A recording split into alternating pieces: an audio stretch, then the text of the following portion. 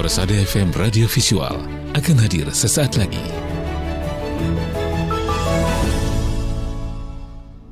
Assalamualaikum warahmatullahi wabarakatuh. Radio kesayangan Anda, Persada FM, pilihan pas kita dan keluarga. Siarkan kebenaran, tebarkan kasih sayang. Halo, bagaimana kabar Anda, pendengar di manapun Anda berada? Alhamdulillah kabar semoga sehat walafiat ya. Kabar anak-anak bagaimana juga?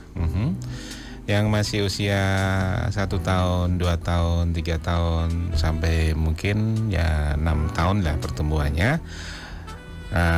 Kalau bisa selalu stay tune di acara seperti ini, Nutrisi Keluarga setiap Jumat yang hadir menemani Anda ya terkait dengan tumbuh kembang anak kita. Jangan sampai lewat tumbuh kembang anak kita. Nah, hadir di kesempatan pagi hari ini saya Ali Rahman menemani Anda hingga pukul 11 siang nanti dengan narasumber kita yang sudah siap untuk berbagi ilmunya. Yaitu Mas Arief Kurniawan, SST FTR MSc ya, Sarjana Sains Terapan Fisioterapi Magister Sains. Beliau praktisi fisioterapi anak di Klinik PNTC Colomadu. Sudah berada di tengah kita. Assalamualaikum warahmatullahi wabarakatuh, Mas Arief. Waalaikumsalam warahmatullahi wabarakatuh. Kabar bagaimana hari ini? Alhamdulillah sehat, Mas. Anak sehat ya? Kalau anak Mas Arief paling kecil berapa ya? Umur 4,5. Oh, 4,5 ya? Iya. 4,5 masih PAUD. Udah mau TK. Ya, berarti ini masa-masa tumbuh kembang ya. Iya. Hari ini kita mau bahas deteksi dini autisme bagian kedua ya. Iya. Setelah kemarin bagian pertama bersama rekan Ismail. Mungkin sebagai paparan awalnya silakan Mas Arief. Assalamualaikum warahmatullahi wabarakatuh. Assalamualaikum. Selamat pagi para pendengar Radio Persada FM dimanapun berada. Alhamdulillah pagi hari ini kita bersua kembali di radio kesayangan kita Persada FM dalam acara Nutrisi Keluarga Tumbuh Kembang Anakku. Tema kali ini kita akan melanjutkan dari yang kemarin tentang deteksi dini autisme bagian kedua. Nah, tentu dari judulnya aja kata autisme sekarang sudah cukup lumayan bisa di kalangan masyarakat sudah mulai ada gambaran tentang kondisi dari autisme itu sendiri, Mas Ali. Jadi sejatinya sebenarnya autisme itu memang gangguan spesifik, Mas Ali. Jadi tidak bisa kita mengatakan anak yang hiperaktif terus jadi autis, belum tentu. Ya, itu yang harus disadari karena saya dari pengalaman klinis ketika saya sebagai praktisi sering mengeluhkan orang tuanya anaknya cowok usianya 3 tahunan ke atas, 3 sampai 5 tahun lah masa-masa TK, banyak gerak, terus orang tuanya bilang anak saya kayaknya autis, Mas. Loh, belum, tunggu dulu. Ada tanda-tanda. Iya. Banyak gerak terus dikatakan orang tuanya menyimpulkan sendiri gitu loh, Mas Ali. Anak saya ini autis kayaknya, Mas, gitu. Nah, padahal untuk kita bisa mengatakan atau mendiagnosis itu membutuhkan proses rangkaian yang cukup panjang bahwa anak ini memang benar-benar terindikasi gangguan atau autis atau memang hanya sekedar fase perkembangan eksplorasi. Fase perkembangan eksplorasi itu kan rata-rata anak fase perkembangan eksplorasi ya. Ya, jadi misalkan di tempat baru gitu ya, Mas Ali. Belum pernah dia datang ke tempat itu. Dia menjelajah, muter-muter dulu kan. Muter, nyoba-nyoba, ditendang, naik ke atas kursi dan sebagainya. Nah, jadi tidak semudah itu mengatakan bahwa anak yang dengan cenderung yang bergeraknya lebih itu mengarah ke autisme. Belum tentu juga. Memang salah satu gambaran dari autisme itu adalah hiperaktif. Ya, salah satu. Jadi salah satu gambarannya adalah hiperaktif. Tapi yang perlu kita ketahui bersama bahwa memang ada kriteria-kriteria khusus pada anak yang dikatakan atau terindikasi gangguan dari autisme. Salah satunya diantaranya adalah pertama gangguan dalam berinteraksi sosial. Ya, dia tidak mampu main. Ya, usia main itu kan usia 3 tahunan ya Mas Ali. Main itu kan berarti sebelum main perlu conversation ya. Ya, Bisa nyambung, bercakap-cakap. bahasa Ayo gesturnya main ya dulu. bola yo. Ada ekspresi wajahnya Berarti kan dulu. Mau nggak? Secara Nah, berkomunikasi lancar baru bisa main bareng ya. betul. Nah, Jadi interaksi sosialnya itu bukan hanya dengan hal yang berhubungan dengan main saja, Mas Ali. Berhubungan dengan kebutuhan dirinya sendiri. Dia mau makan. Harusnya makan itu minta ke ibu atau bapak. Enggak. Bahkan dia pun mungkin tidak merasa lapar. Itu bisa saja terjadi. Ya, karena interaksi sosialnya dia memang kurang. Yang kedua adalah keterampilan komunikasi. Anak-anak dengan problem autisme itu sebagian besar mengalami permasalahan dalam berkomunikasi, keterampilan. Bukan tidak bisa ngomong, tapi tidak terampil dalam berkomunikasi. yeah. Tidak bisa menempatkan kata-kata yang tepat saat konversasi, saat berkomunikasi. Nah, itu juga bisa mengarah ke sana. Atau yang memang tidak mampu sama sekali mengeluarkan kata. Blas, tidak ada satu kata pun yang keluar dia. Cuma nah, hanya bahasa-bahasa yang sifatnya vokal ya, Mas Ali. Karena ada bahasa vokal, ada bahasa sifatnya konsonan. Mam itu kan konsonan. Nah, itu keterampilan pertama tadi, interaksi sosial. Kedua, keterampilan dalam berkomunikasi. Yang ketiga adalah perilaku stereotip. Stereotip itu berulang-ulang, mengulang-ulang terus. Mengulang-ulang itu contohnya dia mainan lihat kipas angin. Nah, kipas angin muter. Dia liatin terus sambil goyang terus. Nah, itu perilaku yang berulang-ulang. Dan itu tidak pernah berhenti sampai kapan yo kayaknya nggak punya capek ya anak ini. Nah, itu hal-hal yang perlu diperhatikan. Nah, perilaku yang berulang. Main-mainan mobil-mobilan. Main mobil-mobilan itu nggak dimainkan sewajarnya. Rodanya dibalik, mobilnya dibalik, rodanya kan di atas. Rodanya itu diputar pakai jari. Iya, gitu. Nah, itu berulang-ulang, terus continue. Jadi bukan dipakai untuk mobilnya dijejer, dipakai mobil-mobilan, dijalankan, enggak. Tapi fungsinya dibalik karena ada benda yang berputar di situ untuk memuaskan dari visualnya, matanya. Kemudian yang terakhir kategorinya adalah minatnya terbatas. Dia tidak minat dengan segala sesuatu yang ada di situ. Kenapa? Karena menganggap segala sesuatu yang ada di sekitarnya itu adalah sebagai benda. Meskipun di situ ada bapak, ada ibunya, ada kakak, ada adik. Itu semuanya benda, Mas Ali. Jadi tidak membutuhkan interaksi. Dia merasa aku di sini sendirian. Di sini itu semuanya benda. Ya sudah, aku semauku dan sebagainya. Nah, tidak ada minat sama sekali, tidak ada keinginan diajak belajar dan sebagainya. Itu memang sudah mengarah ke salah di antara kriteria anak-anak dengan gangguan perkembangan. Salah satunya adalah autisme. Nah, jadi interaksi sosial, keterampilan komunikasi, perilaku berulang atau stereotip, dan minat yang terbatas. Minatnya, tidak ada atensi, tidak ada keinginan apa-apa. Keinginan mau makan itu nggak ada. Mandi itu nggak ada. Nah, jadi ketika putranya para bapak ibu semuanya yang usia-usia mau masuk TK itu geraknya banyak dan sebagainya. Kalau di antara 4 kriteria ini nggak ada, ya tolong jangan mengarahkan anggapan kita bahwa anak tersebut mengarah ke autisme. Itu yang harus di garis bawahi lagi, Mas. Karena masih banyak yang menganggap bahwa anak yang aktif itu adalah autis. Nah, kalau dia bisa main, interaksinya bagus, komunikasinya bagus, dia punya minat, dia punya ketertarikan. Aku mau beli jajan, yang ngajak ke kakaknya, ngajak ke ibunya untuk minta dibelikan jajan. Dia berarti kan ada minat. Nah, tidak ada perilaku yang aneh-aneh. Menganggap di lingkungannya di situ ya semuanya ini ada kakak, ada ibu, tidak menganggap semuanya sebagai benda. Nah, berarti itu sudah istilahnya di deteksi awal itu sudah gugur dalam artian tidak mengarah ke arah yang lebih spesifik, yaitu autisme. Jadi penggunaannya itu harus tepat, maksud saya penggunaan kita mengatakan ini autis atau tidak gitu loh. Ya. Autis sendiri apa sih Mas? Autis. Autis sendiri. Jadi kalau secara bahasa itu autos ya. Jadi kalau dari kata autos itu berarti sifatnya. Jadi teori ini berkembang dari tahun 43 Mas. Kata autis itu Dr. Leo Kanner itu tahun 43 itu semacam gangguan kejiwaan ya.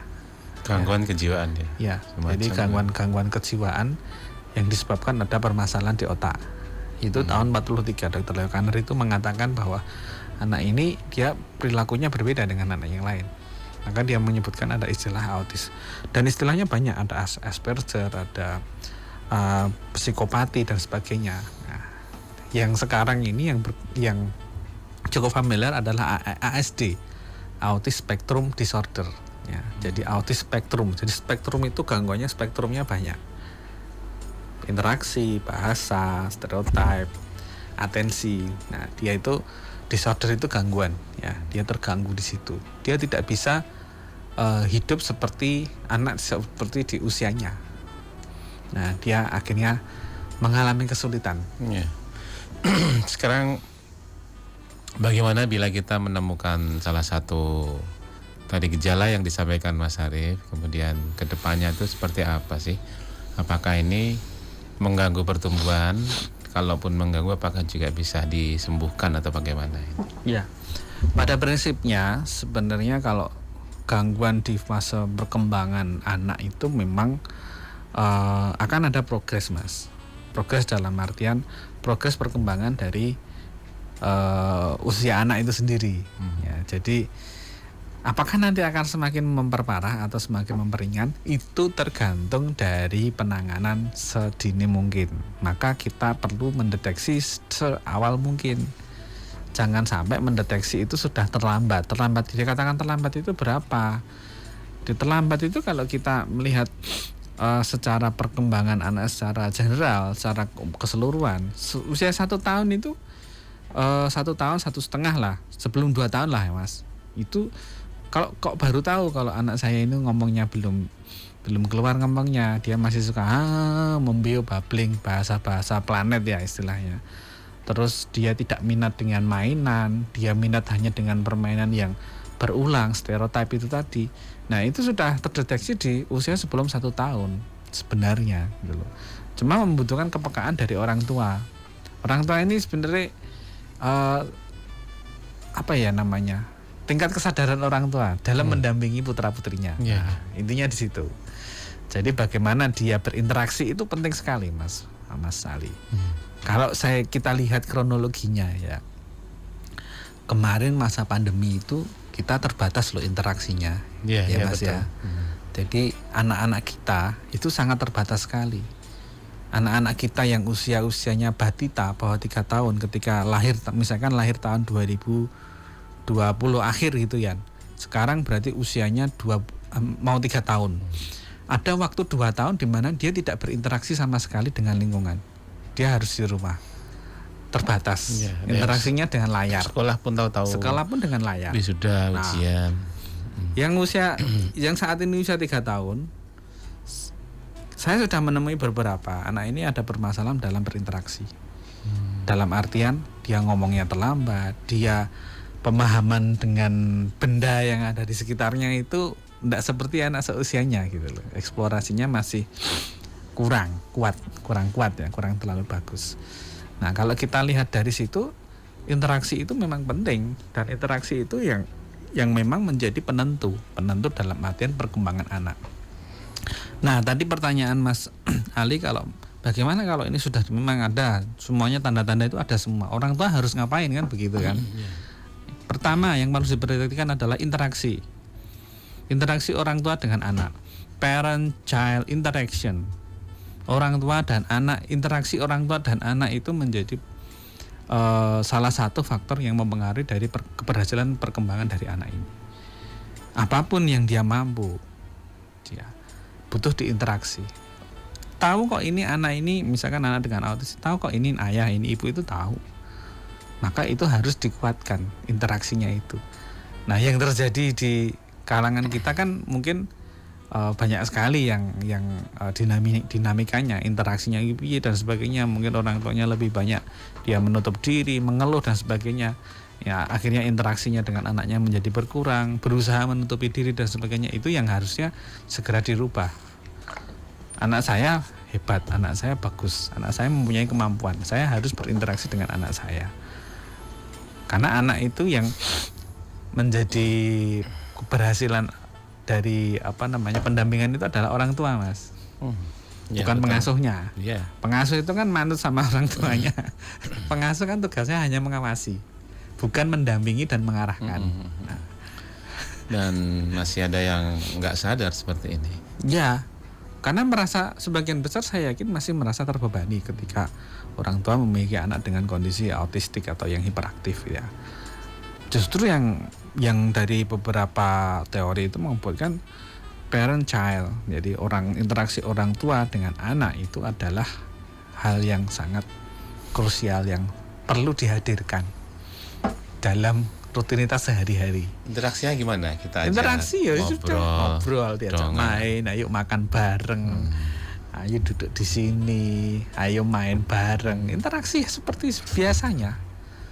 Diajak ngobrol meskipun belum bisa ngomong, ayo kakak ini tak bacain buku cerita, ya diem ya, duduk dulu dan sebagainya. Itu sudah berinteraksi. Jadi interaksi itu tidak harus saling ada feedback. Kita ngomong apa, anaknya harus balas, itu tidak mesti.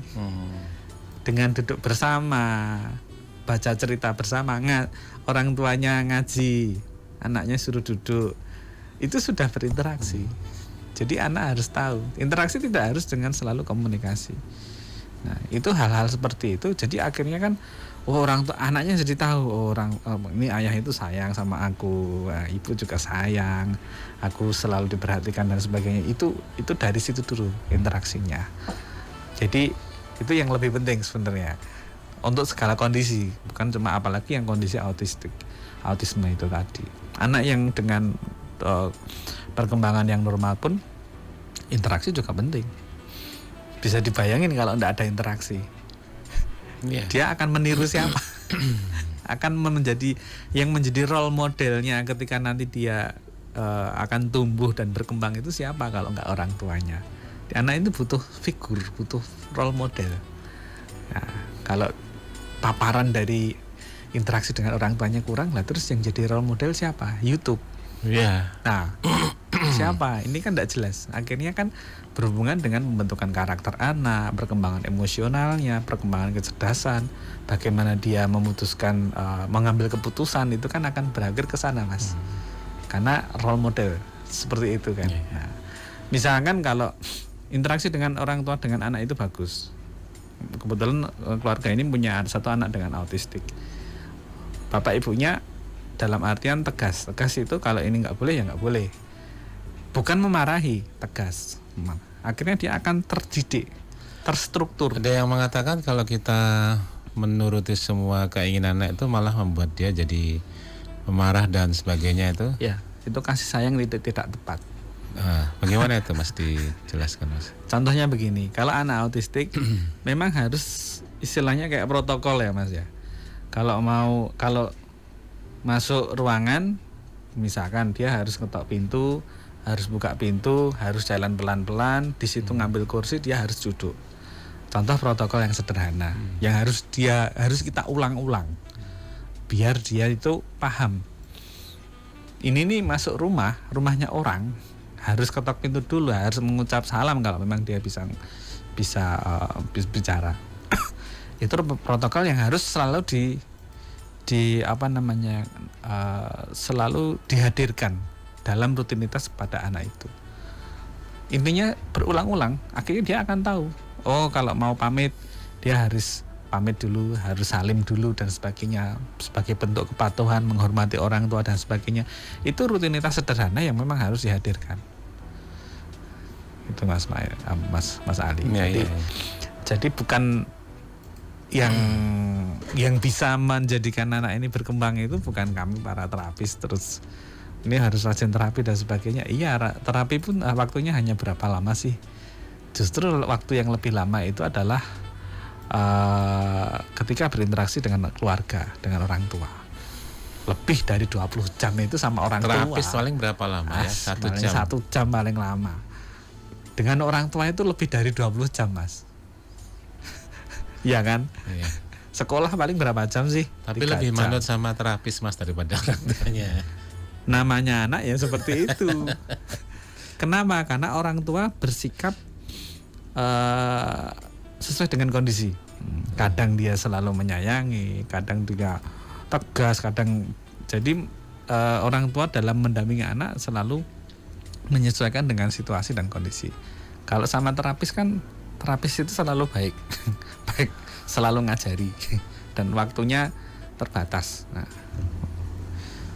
Baik, kita masih akan lanjutkan kembali. Kita juga undang partisipasi loh ya untuk Anda pendengar di rumah dan pemirsa, karena Anda juga bisa menyaksikan siaran ini lewat radio visual kami yang kami tayangkan pula via YouTube dan Facebook. Anda bisa buka YouTube-nya di 102,2 Persada FM, 102,2 Persada FM ya. 102,2 Persada FM. YouTube dan Facebook sama itu ya keyword pencariannya. Anda bisa lewat WA di 081393809000 atau live chat ya di YouTube dan Facebook kami sampaikan ke Mas Arief di siang hari ini. Saya tunggu atensi dari Anda bergabung ya. Namun kita harus jeda terlebih dahulu pendengar. Dan Mas Arief kita break dulu ya. Nanti kita lanjutkan setelah yang satu ini. Nutrisi Keluarga siang hari ini masih bersama dengan Mas Arief Kurniawan ya. Beliau dari Klinik PNTC Colomadu ya. Sarjana Sains Terapan Fisioterapi Magister Sains, praktisi fisioterapi anak.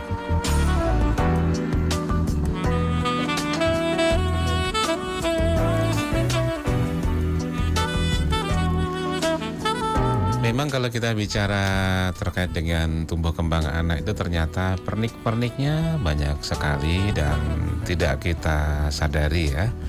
Atau Anda yang punya mungkin sebetulnya ada permasalahan terkait hal seperti ini, tapi malu untuk menyampaikan atau sedikit seperti disembunyikan atau bagaimana. Harapan kami jangan seperti itu, justru di ruang seperti ini bisa kita share, bisa kita saling berbagi sehingga tumbuh kembang anak yang sudah bermasalah tidak semakin bermasalah. Begitu ya Mas Arief ya? Iya, betul sekali. Bisa dilanjut tadi Oke, Mas? ya.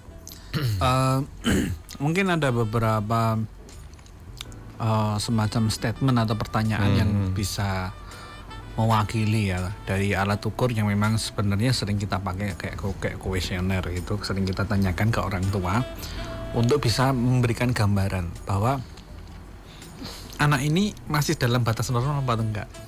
Ya. Pertama, apakah anak Anda sering senang atau tertarik dengan anak yang lain?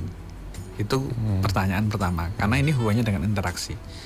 Senang nggak? Bisa main nggak dengan kakaknya, dengan yang seusianya atau yang di bawahnya? Nah ini instrumen sederhana yang memang bisa menjadikan pegangan atau menjadi panduan orang tua untuk bisa mendeteksi secara dini tentang masalah pada autisme ini. Tertarik nggak dengan anak yang lain? Itu yang pertama. Kemudian yang kedua, apakah anak Anda sering menunjuk dengan jarinya untuk mengindikasikan ia tertarik sesuatu? Aku mau ambil makan, nggak ngomong Mas, tapi jarinya diambil, jarinya bapaknya dipegang, dia digandeng sama si anak untuk ngambilin makanan. Itu kedua. Ketiga, apakah anak Anda sering membawa benda di depan orang tua untuk menunjukkan kepada Anda sesuatu? Jadi menunjukkan benda. Dia sering bawa mainan. Terus biasanya kalau anak kecil itu ya Mas, kalau punya mainan baru anak saya, ini selalu nunjukkan ke saya, oh ini loh Pak, mainanku bagus, aku baru beli ya. Kayak Sultan kan juga gitu, ini beli dan sebagainya. Itu ada enggak? atau dia tidak peduli dengan mainan yang baru atau jajan yang habis dibeli atau makanan kesukaannya atau apapun yang menjadi ingin menunjukkan ke kita, itu sudah mampu melakukan itu apa belum. Kemudian ketiga, apakah anak Anda meniru perilaku Anda, misal membuat ekspresi wajah, ya, apakah dia meniru ekspresi senyum, ayo adik mau difoto, senyum dulu ya, senyum begini, mau meniru enggak? Sederhana. Jadi minat, hubungannya dengan minatnya dia minat nggak memahami instruksi nggak. Kemudian apakah Anda berespon apakah anaknya mempunyai respon ketika namanya dipanggil, ayo namanya Sultan sini main dulu, ada respon enggak? Kalau dia ada respon tidak harus berupa kata-kata verbal. Kalau zaman dulu itu kan kalau dipanggil harus bilang dalam gitu ya Mas ya. Kalau sekarang Saya nggak masih gitu. Oh, oke. Oke, siap gitu kan. Dulu saya masih ingat, masih kecil. Kalau dipanggil itu nanti harus bilangnya dalam Bu gitu kan. Itu menunjukkan respon minat. Dia punya atensi, punya minat. Dia memahami instruksi. Nah, ayo ke sini Mak, ayo. Apa Nafal? Nafal ke sini. J dalam Bapak. Dulu, sekarang nggak seperti itu. Bukan masalah katanya, tapi masalah responnya, atensinya itu kan memang harus ada. Kalau itu nggak ada, ya itu kita sudah masuk dalam red flag. Red flag itu bendera merah yang harus diberikan peringatan. Selanjutnya, jika kita menunjukkan benda atau mainan dalam ruangan, apakah anak kita tertarik melihatnya enggak? Dek, itu ada mainan baru, coba lihat, mau lihat enggak? Padahal itu baru beneran itu. Udah ini tak beliin mainan itu, tarik sana, ayo diambil. Dia tertarik enggak? Dari semuanya tadi yang saya bacakan itu, kalau semuanya jawaban tidak, itu sudah mengarah ke gangguan spesifik ke autisme. Tanda awal. Ya. Dia tidak tertarik dengan temannya, dia dipanggil tidak mau nengok, dia menunjuk, dia tidak mau meniru ekspresi kita. Adik ini ya senyum dulu, cemberutnya gimana dan sebagainya. Itu kan interaksi yang sederhana yang dilakukan orang tua sama anak ketika di rumah. Ya, kalau senyum itu gini, giginya mana giginya gitu kan. Ayo, lidahnya mana, itu kan belajar ekspresi.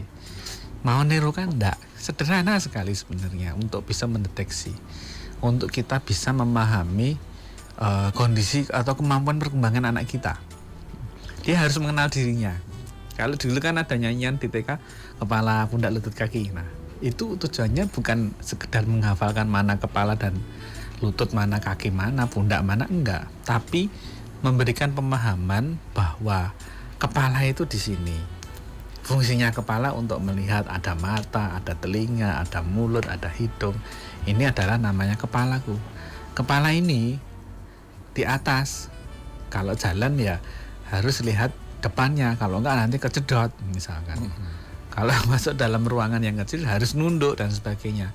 Itu istilahnya namanya body scan ya Mas. Body scan itu anak bisa memahami bagian tubuhnya. Kemudian tangan, oh ini tangan kanan, ini tangan kiri, tangan itu fungsinya untuk apa. Kemudian lutut itu tujuannya, fungsinya adalah untuk membantu kita jalan dan sebagainya. Jadi itu hal-hal sederhana yang memang sudah diajarkan di masa-masa perkembangan anak balita. Nah, kalau itu tidak mampu, tidak paham, dia lebih asik dengan lingkungannya dan sebagainya. Nah, maka kita sudah bisa mengambil kesimpulan sementara ini. Jadi belum final. Ini masih sementara karena masih membutuhkan pemeriksaan yang lain. Terutama perlu dikonsulkan dengan dokter spesialis anak dan dokter saraf. Oke, kemudian untuk red flag-nya, jadi peringatannya, deteksinya 2. Kalau kemarin kan kita sudah bahas 0 sampai 1 tahun. Sekarang yang 2 tahun sampai 3 tahun. Yang pertama, dia tidak tertarik sosialisasi dengan orang lain. Introvert. Ya. Kalau yang sekarang sudah dewasa jadi tidak mau sosialisasi itu bukan karena dia autis loh Mas. Bukan. Main HP. Nah, mungkin karena memang passionnya itu dia tipe-tipe yang menyendiri, itu bukan berarti terus autis itu enggak. Ya. Orang yang senang camping kan bisa introvert juga ya. Ya itu mungkin passionnya seperti itu. Dia butuh inspirasi, butuh ketenangan untuk menyelesaikan pekerjaan dan sebagainya. Lebih ke me time. Yes, me time lah seperti itu. Bukan mengarah ke ini udah besar ini autis, enggak. Kemudian melihat orang sebagai benda. Semua orang itu benda yang tidak mampu bergerak istilahnya. Itu ya, alam pikirannya seperti itu ya. Ya. Semua orang benda ya. Dia misalkan bapak ibunya mau marah semarah apapun, dia enggak respon. Kita mau sejengkel apapun enggak respon. Makanya ketika ada orang tua jengkel sama anaknya yang dengan kondisi autistik itu, saya juga agak bingung loh, anaknya ini apa paham dimarahi? Apa perlu dikasari dan sebagainya? Kan kasihan. Banyak terjadi seperti itu. Bahkan dulu ketika saya main ke tempat teman di luar Jawa, ada anaknya dikurung Mas, dikurung di kandang dan sebagainya, itu kayak mohon maaf kayak hewan lah gitu, sampai nggak pakai baju dan sebagainya loh. Anak ini nggak paham, dia itu mau tidur di luar, dirantai, dimasukkan, itu nggak paham. Dia itu nggak paham dengan dirinya. Dia ya sudah, dia enjoy dengan kehidupannya yang menganggap semua orang benda. Dia tidak butuh interaksi, dia tidak terus sosialisasi. Ya dia bisa hidup. Bahkan saat itu saya lihat itu dia makan kotorannya sendiri aja dimakan, pasir aja dimakan. Karena dia tidak paham dengan kondisinya dia butuh makan apa. Masih gitu. Ada ya sampai di. Maksudnya kan itu tidak menyembuhkan. Bukan. Bukan masalah mencari penyembuh bukan mencari solusi Mas, tapi orang tua mungkin kalau menurut saya lebih tidak ingin terbebani dengan kondisi anak seperti itu. Oh iya bisa juga. Karena menjadi beban. Karena ini kan harus kita buka lah. Jadi tidak perlu kita sembunyikan lagi. Kontak mata yang terbatas. Tidak mau sosialisasi, tidak ada kontak mata, melihat orang sebagai benda, tertarik benda tertentu. Nah, yang terakhir ini adalah temperamen. Sukanya marah-marah. Tidak ada sebab. Kenapa itu? Temperamen dan tantrum. Ya, hubungannya dengan perkembangan otaknya. Jadi otak yang area tertentu itu berkembangnya lebih pesat. Nah, maka ketika dia bukan cuma otak aja, kalau otak berkembang, hormon juga akan berkembang. Nah, di situ masa-masa dia memunculkan agresivitasnya, emosionalnya mulai muncul. Anak normal usia 3 sampai 5 tahun itu sudah mulai muncul temperamen juga ya Mas ya? Iya. Harus muncul. Iya. Jangan menginginkan anakku jangan enggak usah enggak usah bisa marah deh. Jangan pernah marah, itu jangan. Dia harus memunculkan, malah bagus gitu ya. Kadang-kadang kan karena kalau sekarang dinakali sama kakaknya akhirnya jadi istilahnya itu fungsinya kalau menurut saya sebagai defense mekanisme. Kalau anak ini tidak bisa marah, nanti khawatirnya nanti dia dibully, ya kan? Khawatirnya nanti kedepannya dia dibully sama teman-temannya ketika usianya lebih besar. Jadi dia menunjukkan ketidaksukaannya, dia bisa marah, ngamuk dan sebagainya, itu pas. Ada penyebabnya, ada akibat. Nah, kalau anak autistik ini enggak Mas. Ya seketika aja dia ngamuk, udah. Entah kenapa, kita nggak tahu kenapa, nggak ada angin, nggak ada apa. Karena otaknya, mungkin metabolismenya, atau mungkin dia merasakan sesuatu di badannya kurang nyaman dan sebagainya, akhirnya dia marah. Itu sering sekali terjadi tantrum ya, temper tantrum. Nah, ini yang perlu menjadi pembeda. Pembeda ketika kita melihat anak-anak yang tadi di awal saya sampaikan, orang tua beranggapan bahwa anak saya autis. Loh, belum tentu, lihat dulu. Seneng marah sendiri enggak? Kalau masih dia explore, dia marahnya ada sebabnya. Mainan ini kok gak iso-iso, kok angel banget gitu. Akhirnya dia banting, dia marah, ya itu ada sebabnya. Nah, marahnya kalau ndak ada sebab, tiba-tiba masih mainan asik, tiba-tiba marah gitu kan. Ndak ada angin, ndak ada apa. Nah, itu yang perlu diwaspadai dan itu berulang. Sehari bisa berapa kali, Mas. Itu. Terus yang terakhir adalah gangguan pola tidur. Pola tidurnya itu kacau, terganggu. Bahkan malam pun juga jarang tidur. Itu yang meskipun sudah sekolah ya. ya. Kadang kan ritmenya Ya, betul. akan teratur ketika sudah sekolah. Ya. Capek malam Nggak punya tidur. capek, Mas. Gitu. Itu hal-hal yang menurut saya perlu diperhatikan agar kita tidak mempunyai pandangan yang berbeda pada anak dengan yang aktif ya dan anak yang gambaran autistik. Ya, jadi memang harus ada pembedanya. Masih ada toleransinya. Ya, selama tidak ada tanda-tanda gangguan interaksi, terus kemudian gangguan dalam komunikasi, terus perilaku yang berulang, yang aneh, stereotip itu, kemudian atensi dia tidak terganggu, baik-baik saja, ngobrol bisa, minta jajan bisa, nangis bisa, gulung-gulung bisa karena nggak dibeliin mainan. Nah, itu masih dalam toleransi, dia di tahap perkembangan secara normal. Ya, yang terakhir ini Mas, sebelum kita di penghujung, fungsi deteksi dini seperti ini apa ini Mas? Ya, deteksi dini, ketika kita melakukan deteksi dini ini ada dua hasil ya Mas ya. Hasilnya adalah menemukan anak yang mempunyai masalah. Terutama kalau kita mau mendeteksi autis, anak ini ada indikasi autis atau tidak. Atau yang kedua, anak ini dalam batas normal, tidak ditemukan tanda-tanda gambaran autisme. Nah, yang menjadi tindak lanjut adalah ketika kita menemukan permasalahan yang nomor satu itu tadi, anak ini terindikasi autistik, berarti penanganannya lebih dini. Ketika penanganannya lebih dini, otak berkembangnya masih bagus-bagusnya ini, kita berikan penanganan dalam artian segalanya itu ya terapi iya, orang tua mulai lebih diaktifkan lagi untuk bisa memperhatikan, mendampingi selama rutinitas di rumah, kemudian konsul dengan dokter saraf, konsul dengan dokter anak untuk melihat kondisi secara generalnya.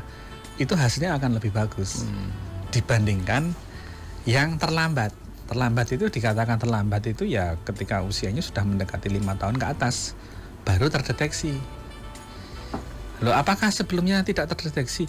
Mungkin sudah terdeteksi, tapi ya saya juga tidak tahu kenapa kok penanganannya jadi lambat. Apakah orang tua masih mencari-cari permasalahan anak saya? Itu kan ada dalam artian saya pengen membandingkan diagnosa dari tempat A ke tempat B atau ke dokter A ke dokter B, apakah anak saya autis atau itu kan jadi lebih panjang Mas, lama nunggunya gitu loh, jadi nggak segera tertangani.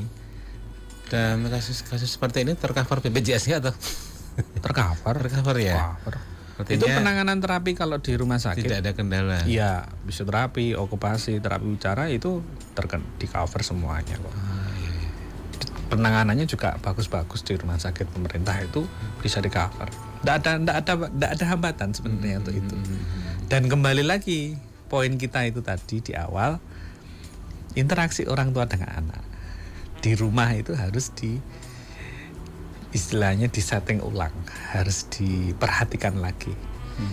Jangan mengandalkan hanya dengan tempat terapi saja. Harus berkolaborasi antara terapisnya dengan orang tua dalam mendampinginya.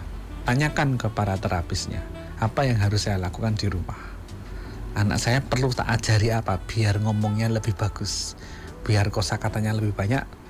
Aku harus ngajarinya gimana? Minta home program. Itu orang tua yang luar biasa. Dan keberhasilan itu akan dihasilkan dari itu tadi, kolaborasi Mas. Bukan hanya di satu tempat terapi. Itu mungkin tidak terlalu signifikan ya. Bukannya kita mau enggak, saya juga terapis. Tapi kolaborasi itu menjadi tujuannya kan bareng ini. Nah, kita harus kolaborasi ini biar lebih bagus ini, stimulasinya lebih banyak ini gitu kan. Itu yang lebih penting. Iya, luar biasa ini. luar biasa bagi penjaringan-penjaringan semuanya para orang tua. Artinya memang besar tanggung jawab kita untuk perkembangan anak-anak kita, dan apalagi penjaringan yang mungkin berkenaan ataupun putranya ada gejala-gejala seperti itu tadi ya. Tadi bisa ditindaklanjuti. Dan itu periksanya ke Dokter anak dulu. dokter anak dulu ya. Ya, untuk di screening awal. Nah, nanti setelah dari dokter anak akan diberikan rujukan perlu terapi apa. Fisioterapi, okupasi terapi, atau terapi bicara. Nah, Ya. Baik Mas Arif, alhamdulillah ada banyak Yes. pelajaran, banyak ilmu yang bisa kita serap di nutrisi keluarga di situ tumbuh kembang hari ini. Terima kasih hadirnya bersama di kesempatan akan datang Mas Arif. Assalamualaikum Yes, ya. warahmatullahi wabarakatuh. Waalaikumsalam warahmatullahi wabarakatuh. Ya, demikian pendengar, sudah kita gali lebih dalam terkait deteksi dini autisme pada anak. Penting artinya untuk kita semuanya. Karena sering mungkin kita jumpai ada seseorang yang sudah terlanjur dewasa dengan segala kekurangannya. Nah, itu mungkin salah satu yang menjadi keterlambatan, sehingga deteksinya terlambat, penanganannya juga susah kalau sudah semakin dewasa begitu. Nantikan kembali setiap hari Jumat pukul 10 waktu Indonesia Barat, nutrisi keluarga di situ tumbuh kembang anak. Terima kasih. Dan tadi Mas Arif dari praktisi fisioterapi anak di klinik PNTC Colomadu. Kita bersua di Jumat yang akan datang. Saya Ali Rahman pamit undur. Pendengar, sesungguhnya hanya orang-orang yang bersabarlah yang dicukupkan pahala mereka tanpa batas. Assalamualaikum warahmatullahi wabarakatuh. Radio Persada FM.